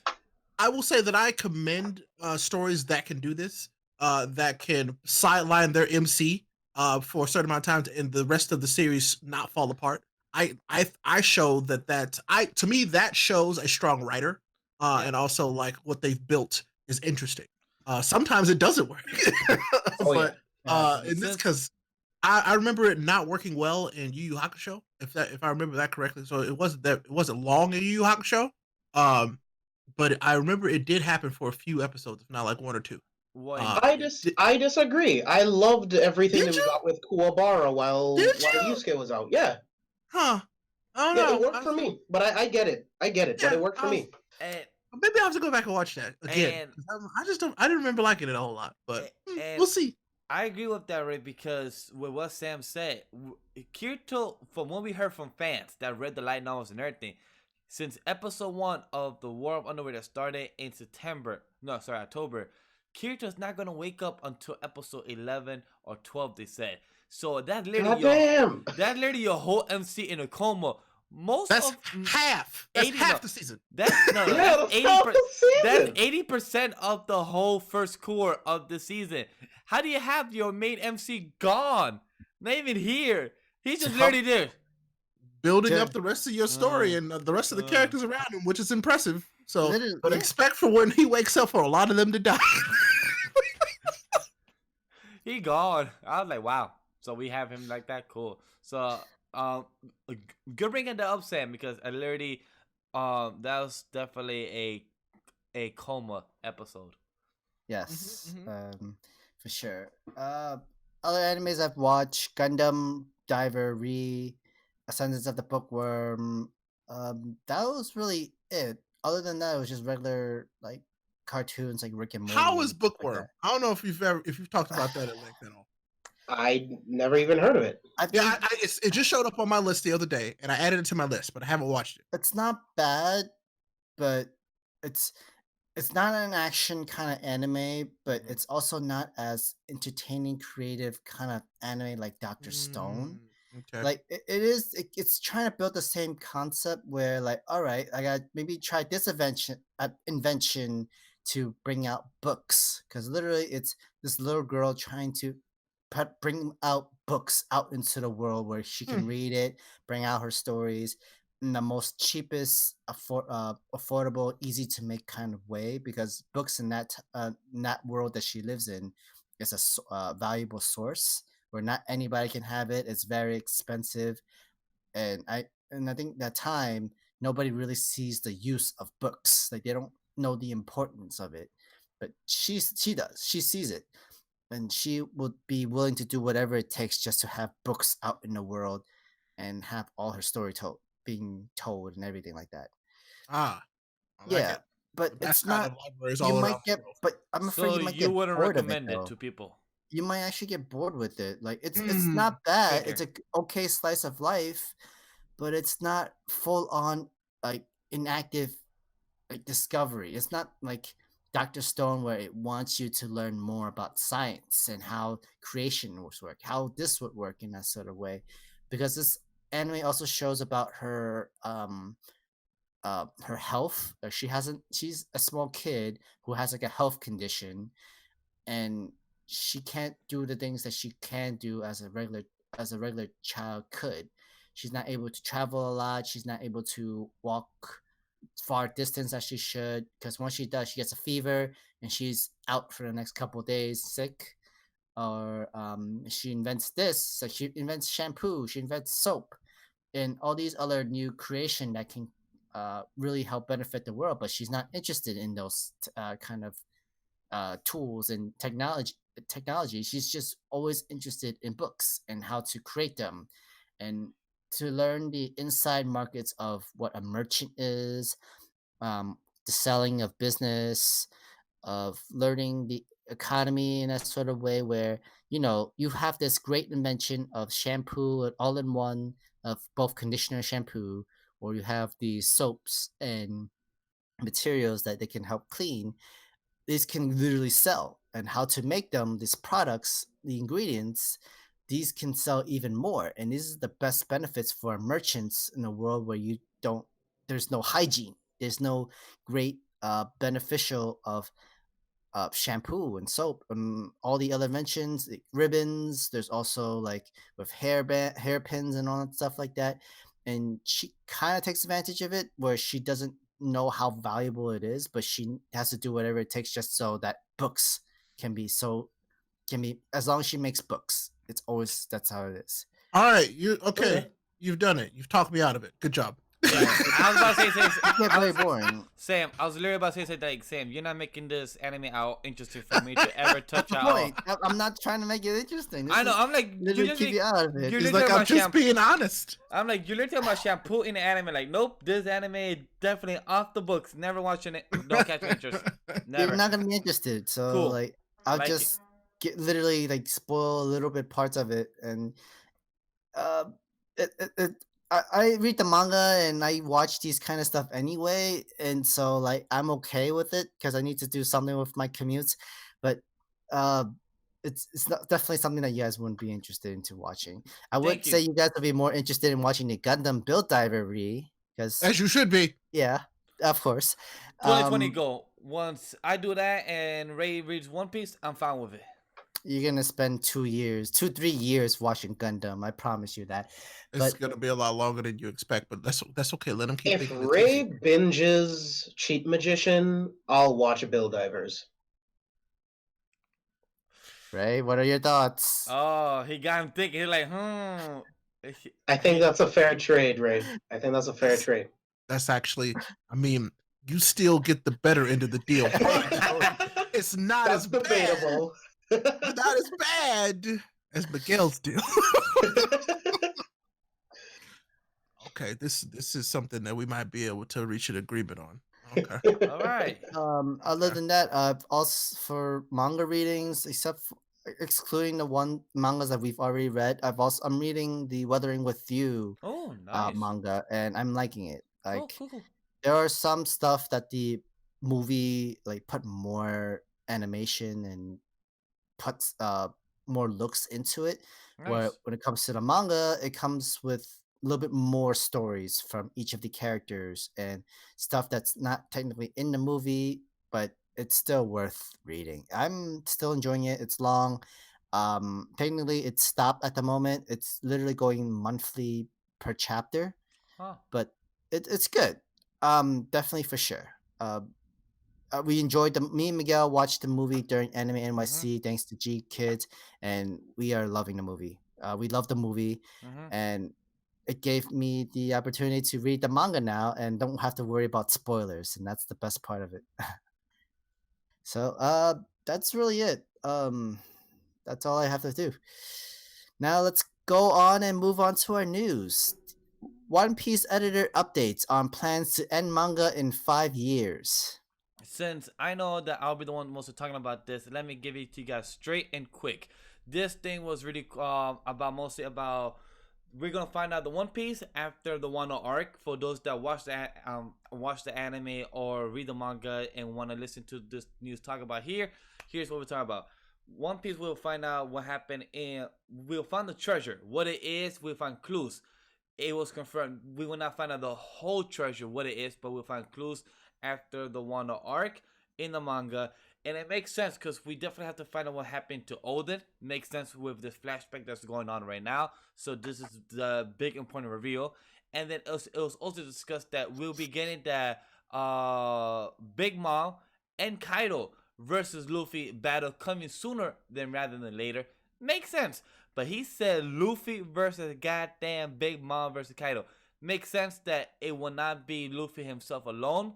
It will be some assistance because Luffy don't fight the main antagonist by himself alone. It always gets some help, just like it was Luffy and Law versus Doflamingo. Most likely it will be Luffy and somebody else against these two Yonkos. And we'll also be getting the cover pages adaptation of into the anime. Not right now, because right now their main focus is the Wano arc. They'll be getting more of this focus and adaptation after the Wano arc, most likely, because these cover pages are really important. What's going on currently right now in the manga. So hopefully they do cover try to find in the time to find this adaptation. And with the manga ending in 5 years, makes sense on my end because it's possible. Because right now with the manga being in fact in a more faster pace, and right now they have the Wano arc. They have Elbaf and they have Raftail, and that's about it. Unless Oda's gonna get into one more arc after, but depends if he wants to go. That's on him. But I see it happening with the One Piece.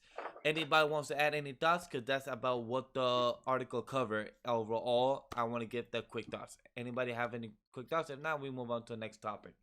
I don't think it's gonna end in 5 years because that's what they said like a couple years back. Say, oh, the series is gonna end in 5 years, and then next thing you know, technically this like 2 more years, literally after they posted that this news, and now they say, oh nope, 5 more years, meaning Oda added a couple, 1 or 2 more arcs into the story.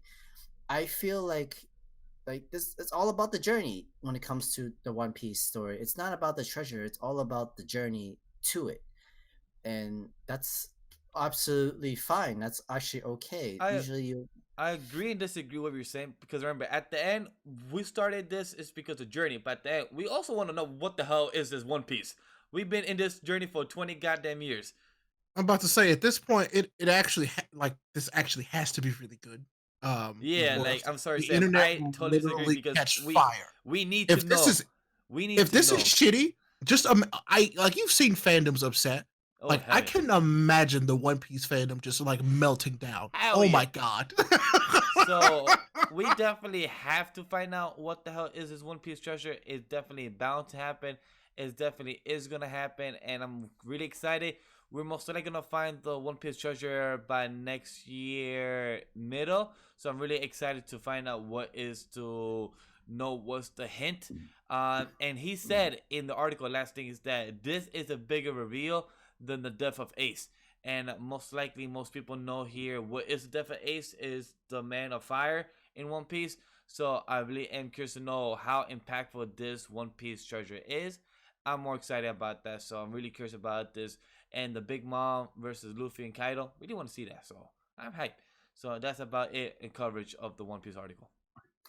All right, let's move on to our Anime NYC kind of related news that's been coming out. Well, number one, Wuthering With You movie screening premieres comes out in US on January 15, 16, before wider release on January 17th. I'm really happy for that. I don't want to see any more footage. Just give me the movie. If you want, you can listen to the soundtrack, because the soundtrack is right now out and on release. So if you want to listen to that in the meantime, it's really enjoyable. The only thing I would say, the soundtrack wise, speaking of soundtrack only, I will still give it Your Name, but I still need to listen to it a couple more times. But so far, the main theme comparing the two, Weather With You. But soundtrack overall, Your Name. That's all I would say covering about this. But I can't wait to come a month closer to Weather With You because I'm really excited. Definitely buy tickets aka this weekend once I get paid for me and Sam to rewatch this movie. Ray, your thoughts? I'm gonna watch it. Like that's what's gonna happen. It's gonna get watched. And it's not gonna take me 3 years this time. Yeah. Yeah. Uh-huh. And some convincing to watch Your Name. Not this time. Definitely. Fair enough. James, you said that you can't wait to rewatch it. No more trailers. Yeah, I've seen enough footage. I'm obsessed with the animation. You guys said that it's amazing. Oh, it's great. See it. I don't want to see or hear anything else. I just want to see it. All right, cool. All right, let's on to the next one. One Punch Man, a hero nobody knows, launches on February 28th. Good. We actually saw this game for people to play the demo. Did you play it? The Anime NYC. I didn't get a chance to. Sam, did you? No, I didn't get a chance to play. The lines were long. Everybody wanted to play. Yes, the lines were long for this game. Here's the thing: like, not only after you play this game, and if you win the computer against the computer, you get a chance to play another game where you know those punching machines. Mm-hmm. So how this works is that if you win a game, you punch this punching machine. If you're it literally has a ranking like D rank, C rank, A rank, S rank. So past 900 is your S rank. Below 200 is D rank. So each number in between it shows you your rank. So when I passed by before I met with Sam, RDC World, I forgot which one of them did the punch, and he punched it and he became S rank. So that's pretty cool. Like, actually seeing him do the punch, he actually did the punch and he did over 900. So that's pretty cool. And you actually get a medal. You get like a medal kind of thing. Yeah, you're S rank hero, A rank hero, or so on and so forth. Yeah, it was pretty cool. But question for you guys: what consoles are you getting it for? I will be getting this for PC. Well, Sam will be playing the game more than me. So Sam, which console will you want to get it for? Switch or PS4? I feel like we can wait a little bit for the price to drop first, and then to pick up the game, because it does look cool, and the mechanics for it looks pretty fun. But I feel like we can wait on this game, and it's gonna get so much more cheaper, and then we can just buy the game and play afterwards. Because same thing with it's not the same with Jump Force, because I feel like you're gonna spend more time playing One Punch Man, way more than Jump Force. I mean, depending on your preference. But like after like that short amount of time you play with the game, you'll probably just be done with it. So I wouldn't pay $60 I wouldn't pay the full price for the game. I would just wait for the price drop first. We'll see. I'm gonna get it. I'm probably gonna get it on Xbox One. And Ray, how do you feel about Jump Force being nominated in the Game Awards? I don't understand. This should not have happened. There were so many other games that could have been nominated, and they decided to nominate Jump Force. We got Power Rangers Battle for the Grid. Under Night and Birth could have been in this as well. What else? Oh my God, there's so many freaking other games that I would have just rather seen. I would have rather seen there been one less game in the category than Jump Force get nominated. Let's be completely honest about this. It's not good enough to be on that list, and I'm upset that it's there. I love having Ray and James being so knowledgeable and more in the movie and game side, and Ray tweeting about it. So my field is more anime manga, and seeing Ray posting about the Game Awards nominations and how frustrated when he found out about Jump Force, his tweets were hilarious, and the way it's just, look, I'm not just trashing this game to trash it. I played this game. I bought this game. I was excited about this game. It's not a good fighting game in the slightest. It's one of the worst fighting games I ever played. One, like the My Hero game, much better fighting game than this game. This is not a good fighting game. And you don't have to go through like hours of talking just to get to the next fight with my hero. No, you don't. Oh my god, no, with Jump Force. That's the worst part. It's like, is. when does it end? I don't want to talk to these people anymore. So I just want to fight.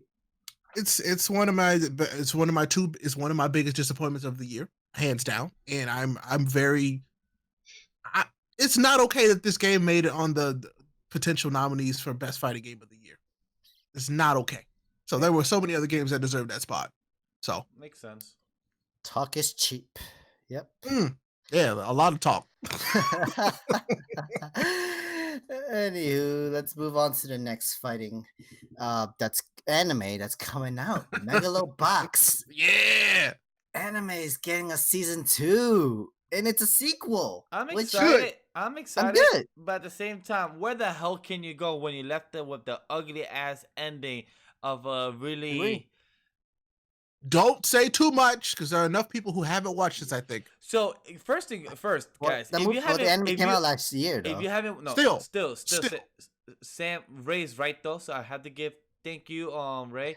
If you haven't had the chance to watch Megalobox, go ahead and watch it. It's really entertaining. Season 2 will probably drop in end of 2020, maybe fall season or 2021. But I'm excited. I'm just curious to see where the story will go, because Joe was a great fighter, great story, but was not a fan of the conclusion. So I was not satisfied with the ending. Like, we wanted to see that last moment of that fight. That's like the star moment. That's the final result, and we don't even get that. It was very ambiguous, so that's all I'm gonna say. But overall, excited for the news. That's all my thoughts.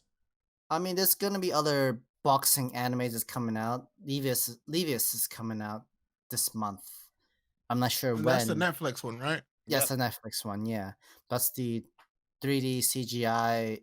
Boxing. Oh yeah, James is not watching that because once you see CG, his whole brain turned off. He said, "Nope, CG, no."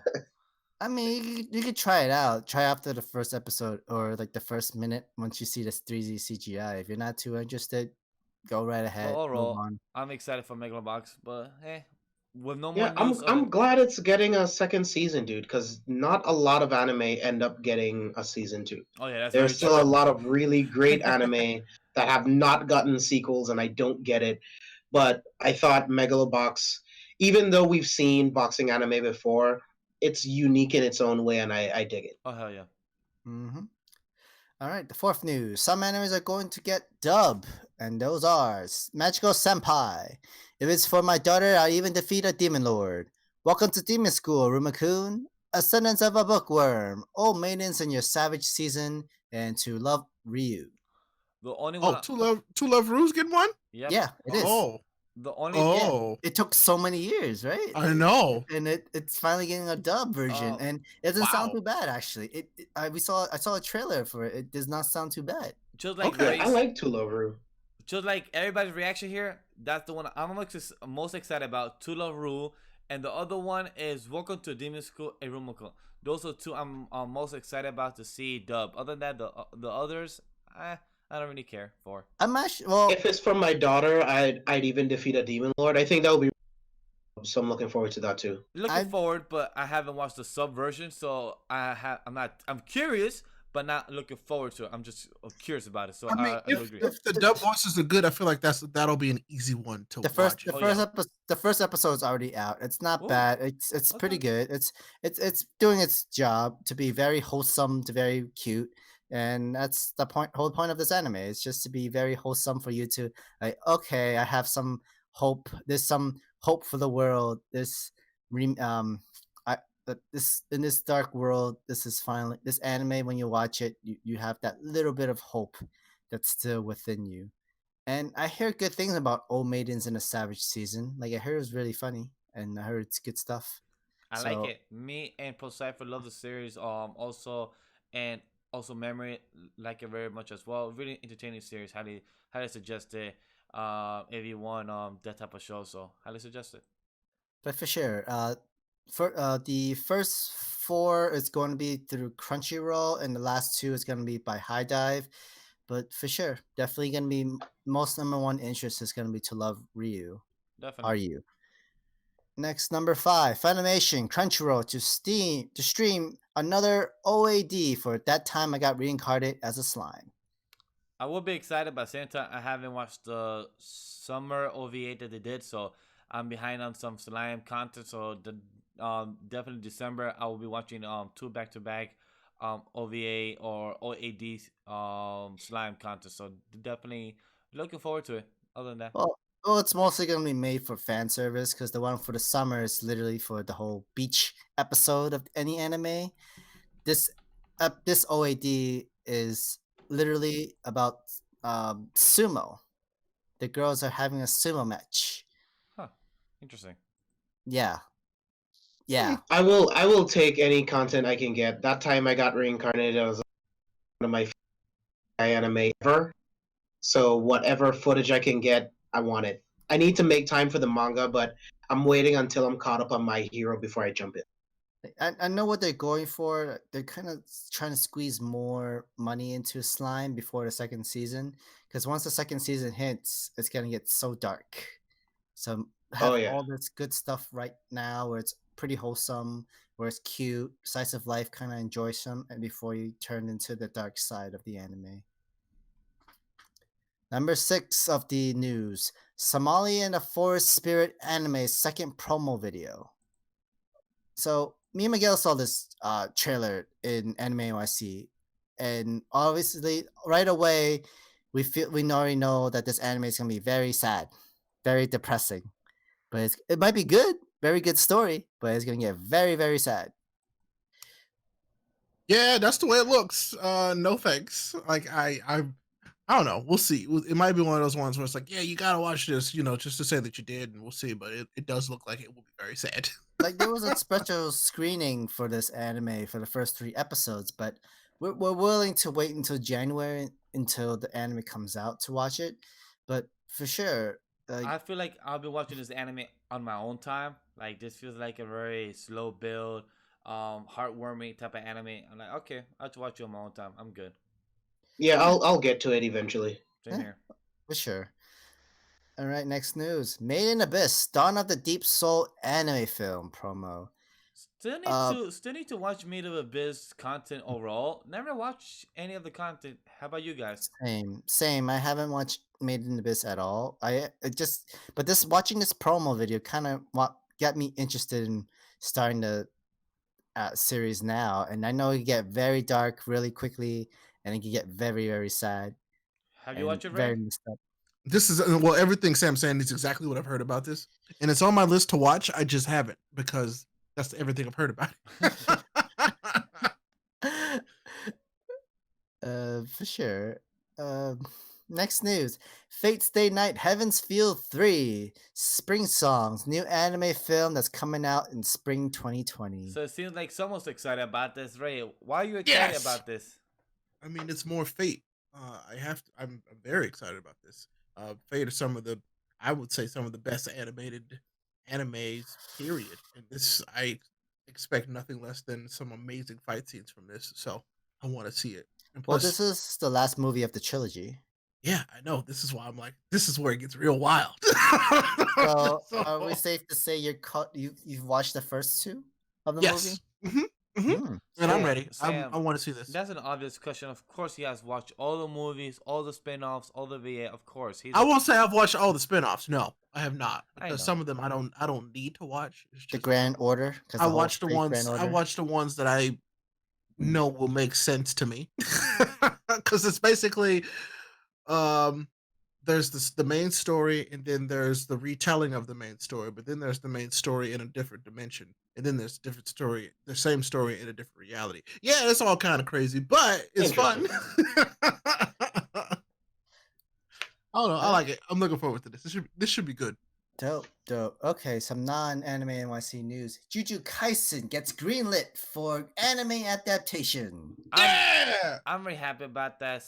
Sadly, Sam and James are not the only ones that have been reading it, but me and Ray has highly hype about it.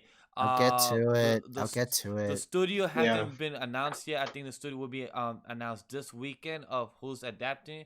So I'm really excited. Hopefully it's not Studio Peria.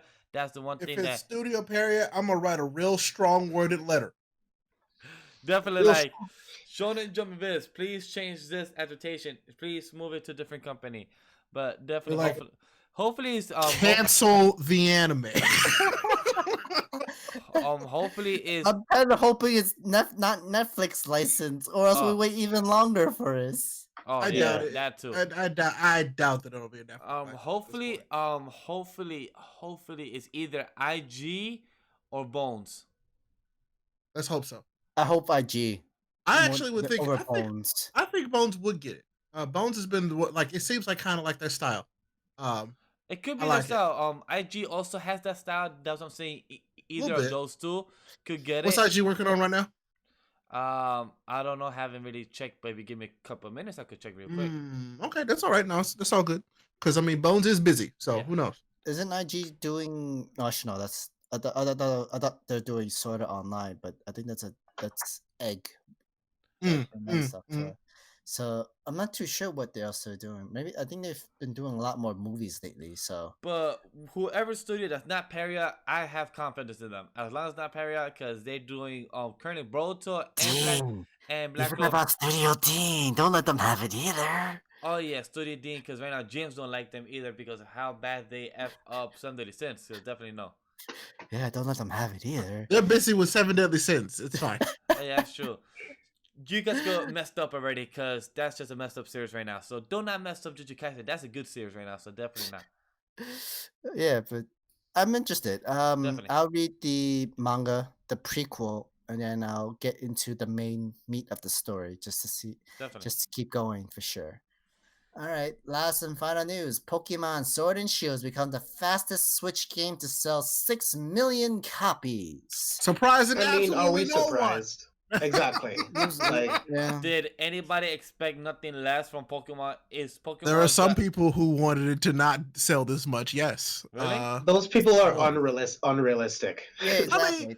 I mean, they're delusional. There's not. I will go on record saying that the people who were upset about some things that were missing from this game and some of the tiny quality things from this game, there was some validity to what they were yelling about. It's just that they were yelling about it in the dumbest way possible. And also it was one of those things where you have to, I feel like people put too much stock into Pokemon. It's Pokemon, you know? And not to say that you should want better from something that you love, but like, this is Pokemon. You know what I'm saying? This is like me yelling at Burger King to get better, but I know it's Burger King. You know what I'm saying? Not that I'm comparing Pokemon to the Burger, but like, it's just that analogy. You know what I'm saying? Yeah, of course. It's just like you have to know what you're dealing with. And I've said it before. Game Freak is working on the next actual step in the Pokemon franchise. And I feel like they showed us a glimpse of that when they showed us this game initially. We got that little teaser for like the 3D open world Pokemon game that we all wanted. We got that, and it was such a small teaser. I feel like everybody forgot about that. Like they're working on that. So yes, while this game didn't have every single thing that we wanted in it, it's because they took all those resources, all those people. They're working on this next game. So look forward to that. But I mean, you can't be disappointed with this game, but it's the best-selling Pokemon game and Switch game ever. So, well, I can't say best Pokemon game. I don't know if it's the best-selling Pokemon game yet, but it's the best-selling Switch game ever already. Yes. I mean, usually always every year with the new Pokemon game, it usually sells more than its previous copy. Well, Pokemon Sun and Moon was booty cake, so I don't even care. Yeah, booty cake, and I never played it. And Ultra Sun and Moon was booty worse because that was booty cake. But for everything I've seen, play Sword and Shield. If you like Pokemon at all and are like looking for a place to start again, play Sword and Shield. Definitely. So, yeah, but congrats, Game Freak. You made a lot of money. Now put it into this next game, please. Was that was that ever a question with Pokemon Company? I mean, they have so much money, it doesn't really matter. They just have to put out a halfway decent Pokemon game, and they're gonna make money. Agree. So, basically. All right, guys, that's all of our news. James, Ray, if you like, please give us your plugs. I mean, Sam, you did all the plugging in the start of the show, but go ahead. I'm about to say, like, technically good to go right now. Let's plug it again, just to be sure that people know where to follow us. Take it home. We'll make it quick. Tell us about that new show, James.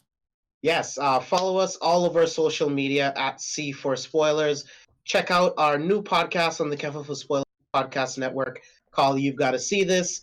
Like Sam said, Blake and Brad are going to be covering all of the best films every single week that you should see in theaters, and all of the films that you should watch while you are at home if you don't want to go to the theater. So check those out and go to kevinforspoilers.com to find links to pretty much everything.